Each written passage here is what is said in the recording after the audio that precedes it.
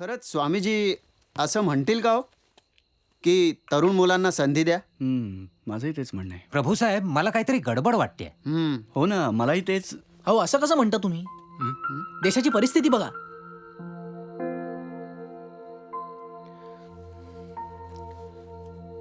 म्हणजे काका 65% तरुण आहेत देशात. हम्म. संपूर्ण जगात सगळ्यात तरुण देश आहे भारत. आणि निसर्गाचा नियमच आहे, जुन्याचं जाऊन नव्याचं राज्य येणारच. आणि यायलाच हवं. आज संसदेत किती तरुण नेते आहेत. त्याचं कौतुक करायचं सोडून तुम्ही टीका कसली करताय? 21वे शतक हे तरुणांचं आहे. आता मनोहर स्वामींनी ही दिशा ओळखली आणि त्यामुळे ते माझ्या नजरेत खूप मोठे झालेत. आणि त्यांच्याबद्दल भलतंसलतं ऐकून घेणार नाही आम्ही. अरे पण मठाचं काय? मठ तर बोंबललाच ना. नाही, त्याचं टेन्शनच नाही. मी ज्या कंपनीत काम करतो ना, वेक्टर प्रोजेक्ट्स, ती इंटिरियर डिझायनिंगचंच काम करते. मस्तपैकी एक 5 स्टार मठ बनवूया. स्वामीजी आले ना की त्यांना सरप्राईज. वा वा वा वा वा. येतो. 5 स्टार मठ. कल्पना छान आहे.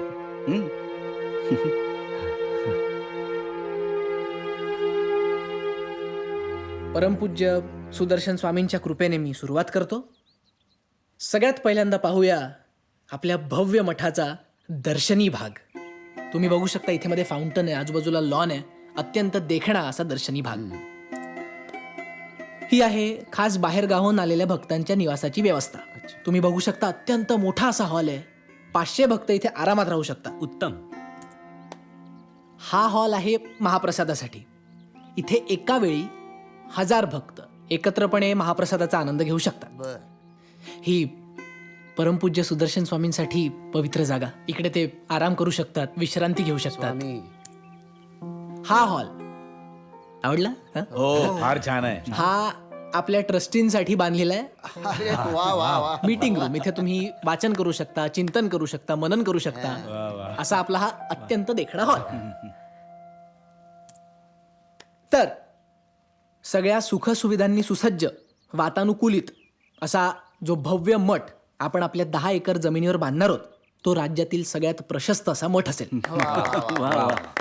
मी स्वामीजींना विनंती करतो की अप्रूव्ड बजेटचा पहिला 1 करोडचा चेक त्यांनी सगळ्यांसमक्ष इथे द्यावा. पण स्वामीजी, 1 कोटी रुपयाची रक्कम इतक्यातच देण्याची आवश्यकता आहे? योगी समर्थांचा भव्य अतिभव्य मठ व्हावा अशी खुद्द सुदर्शन स्वामींची इच्छा आहे. नव्हे ते त्यांचं स्वप्न आहे. त्यांचं ते स्वप्न लवकरात लवकर पूर्ण करण्याची जबाबदारी आता आपल्या खांद्यावर आली आहे. म्हणून पैशाची पर्वा न करता स्वामींची स्वप्नपूर्ती लवकरात लवकर कशी होईल हे आपण आधी पाहिलं पाहिजे. बरोबर आहे, बरोबर बरोबर आहे. आहे, बरोबर आहे, बरोबर आहे. आणि म्हणूनच 1 कोटींचा हा धनादेश मी ओंकारच्या समर्थ आणि जबाबदार हातांमध्ये सुपूर्त करत आहे. बरोबर आहे. मठाचं काम लवकरात लवकर पूर्ण व्हायला हवं.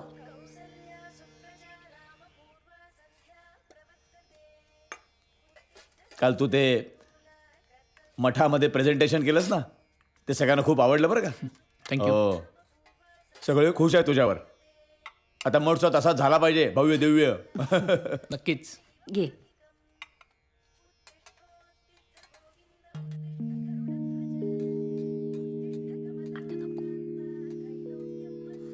काय रे, सध्या तुझी आणि त्या भोसल्यांच्या मुलीबद्दल गावामध्ये खूप चर्चा चालू आहे.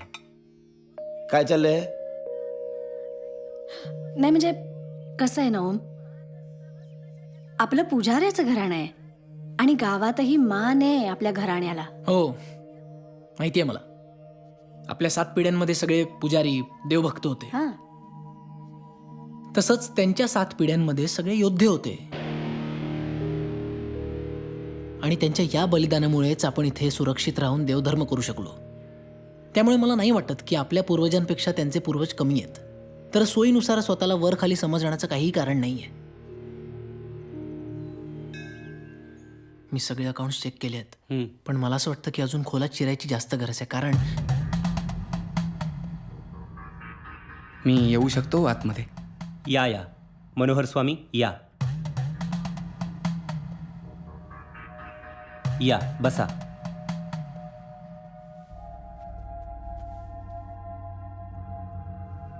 बोला, काय काम काढलं? स्वामी असताना त्यांनी या मठाच्या संरक्षक भिंतीचं काम सुरू केलं होतं. त्याचे काही पैसे बाकी होते आणि ते मिळण्यासाठी स्वामींचा मठ आहे हा. याचं संरक्षण खुद्द स्वामीच करतील. भिंत कशाला हवी आहे? हे काम स्वतः स्वामींनीच करायला सांगितलं होतं आणि म्हणून मनोहर स्वामी, तुम्ही काहीही काळजी करू नका. तुम्ही दिली आहेत ना आम्हा तरुणांना संधी, मग होऊ द्या की आमच्या मनासारखं. काय विष्णू स्वामी? हो अगदी. मलाही असं वाटतं की तुम्ही काही काळजी करू नये. आणि मनोहर स्वामी, माणसाच्या आणि देवाच्या मध्ये भिंत कशाला हवी आहे?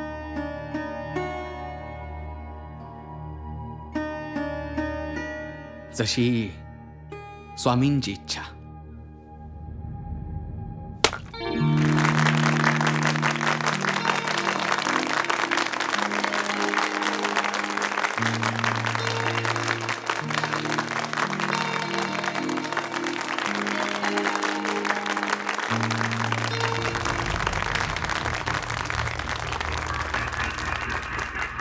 बोला, आज सकाळीच येणं केलं?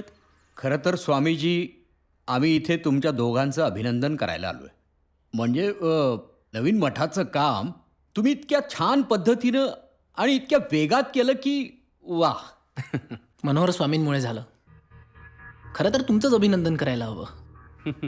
आम्ही कोण करणारे? करणारे तुम्ही, नाही का? फक्त माझी एक छोटीशी सूचना होती की कसं आहे, आपल्या मठाला बाहेरच्या राज्यांमधून पण खूप मोठ्या देणग्या मिळत आहेत, नाही का? तर या मोठ्या देणगीदारांसाठी आपल्या मठात काही विशेष खोल्या असायला हव्यात, असं मला वाटतं. माझं मत. बरोबर आहे. मला असं वाटतं की ओमकारने याबाबतचं नियोजन आधीच करून ठेवलेलं आहे. आणि स्वामीजी, आपल्याकडं ज्या देणग्या जमा झालेल्या आहेत तो पैसा कधी आणि कुठे वापरायचा याचा विचार सुद्धा आपण सगळ्यांनी मिळून करूया. हा, म्हणजे तेच योग्य होईल ना, शेवटी पैसा आहे. पैशाची सगळी जबाबदारी विष्णू स्वामींनी माझ्यावर सोपवली आहे. त्यामुळे तुम्ही काळजी करू नका, मी करेन मॅनेज. आणि तुमची गरज लागलीच तर कळवतो. नाही, तुम्ही करालच मॅनेज. मला एवढंच म्हणायचं आहे की आम्ही खूप वर्ष ही कामं करतो. आमचा यातला अनुभव लक्षात घेता. हो, बरोबर आहे. तुम्ही अनुभवी आहातच स्वामीजी. त्यामुळे तुम्ही दोघं धर्माचं काम बघा. मी आणि विष्णू स्वामी व्यवहाराचं बघतो.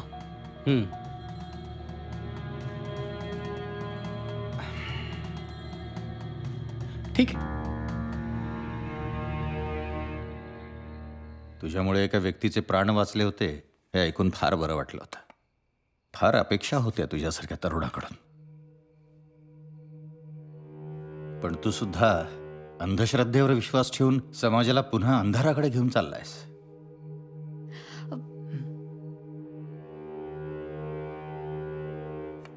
असो, हा तुझा वैयक्तिक निर्णय आहे, पण मला खात्री आहे की स्वप्ना सुद्धा तिच्या निर्णयाचा पुनर्विचार नक्कीच करेल. All the best. जेवणच जा. बाबा, पण